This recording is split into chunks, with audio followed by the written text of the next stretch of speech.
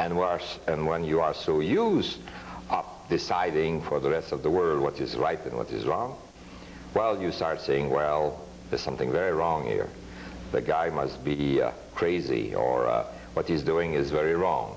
It's undemocratic. It's terrorism. It's this and this and that. So I think that's a bit what happened. Mm-hmm. You know.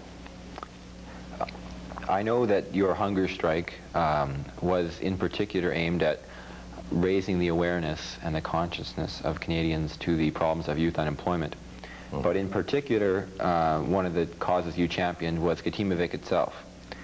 And while we're getting out all the linen in terms of all of the criticisms that have been aimed at you and at Katimavik, I might as well get those out right now so that you have an opportunity to address each of them. Please do. In your book, you talk about Joe Clark, mm-hmm. who, of course, at that time was the Prime Minister in 1979, who wanted to scrap the program. That's right. Joe Clark today, I can remember when he was the External Affairs Minister under Brian Mulroney, has described Katimavik as an elitist program, which after all only found jobs for 2,000 young Canadians. And I guess what many viewers may at home be saying is, why create such a big fuss over a 2,000 job creation program when there are still 680,000 other youth that are out of work? Yes, well, first of all, if it was small, it was not the fault of Katimavik, and certainly not mine. And it's funny that it comes from a conservative minister, member of cabinet, because when they arrived in power, this government, the first thing they did, Katimavik was then at 5,400 participants, which was a bit better than 2,000. First thing they did, they cut it down to 2,000. And the next thing they did, they cut it down to 0, under the pretext that it was a small program. Well, it was small because they made it small, and if they had made it bigger, it would have been a better move. Yet I agree with you that it's a small number compared to the needs, compared to, let's say, the figure of 600 or 700,000 young people unemployed, roughly in that age group. So one can say, well, what Katimavik is just a small thing. I mean, it won't.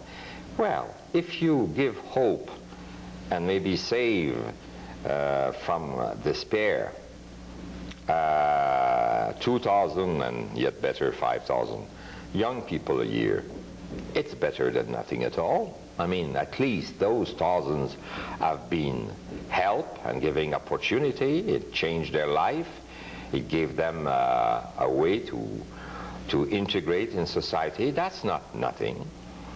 But I agree with you that my aim, it has been like that from the very start of Katimavik. And I must say that even the Liberal government of the day was very sympathetic to Katimavik, but could have been a bit more audacious, and we would have achieved greater numbers, which would have deprived the Conservative of this silly argument. But my aim is that a program like that should be offered to the greatest number of young Canadians possible. That is to say, to all those that feel they need it. What would that be in practice? I would say minimum 30,000, possibly 50,000 and more. Technically, it could be up to 100,000 young people a year. And if we ever reach that type of number, it would change our society so profoundly that in 10 years from now we would be totally different type of people. First of all, we would have killed very early in the age of our young citizens any kind of intolerance toward each other, either it be for regionalism or for or language problems or religious or whatever, or class, because all that disappear in a group of Katimavik, because these groups are a cross-section of young Canadians.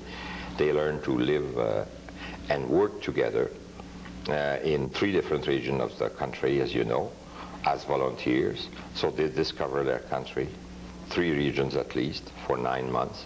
Then they discover the rest of the country to the other participants in their group that would come from still some other regions of the province, of the country. So on, they become bilingual, most of them.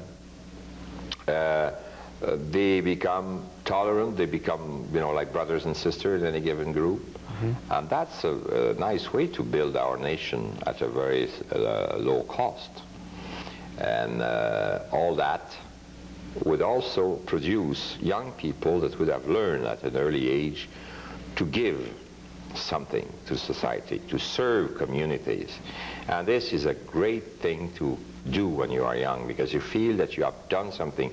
You have not only received from society, but you are doing things for others. And that have an influence on the rest of one's life. And then they learn to share among themselves.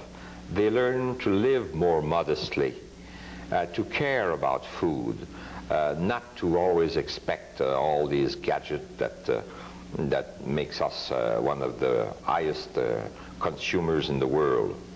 In a world that we should now start thinking that the rich country should share with the poor countries of the world, because there's no way that we can forever be the privileged white northern minority when the third world, where the future of the world will be, because they have the numbers and we don't, and we have less and less the numbers, will be decided. So these young Canadians are learning to live with what was called by Professor Dansereau joyous austerity. And all that happening to 2,000 or even 5,000 young Canadians a year is already something that is, some seeds that are spread in our society. But if it was in great number, we would become a totally different society, much more human, much more fraternal, without any prejudice.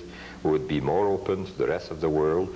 We would play a greater role in the North-South dialogue that is so essential if this world has to have a future at all. Well, you may say that's just dreaming for the time being, but we have to dream. I wanted to ask you why you chose to write the book so soon. I was reading a book the other day by the famous American historian Theodore White, who said that the best history is that which is written furthest away from the actual event. Now, with hindsight, perhaps you might even been clearer about what happened and your own role within that whole affair. Yes, I agree totally with this author that history has to be written, you know, not right on the spot.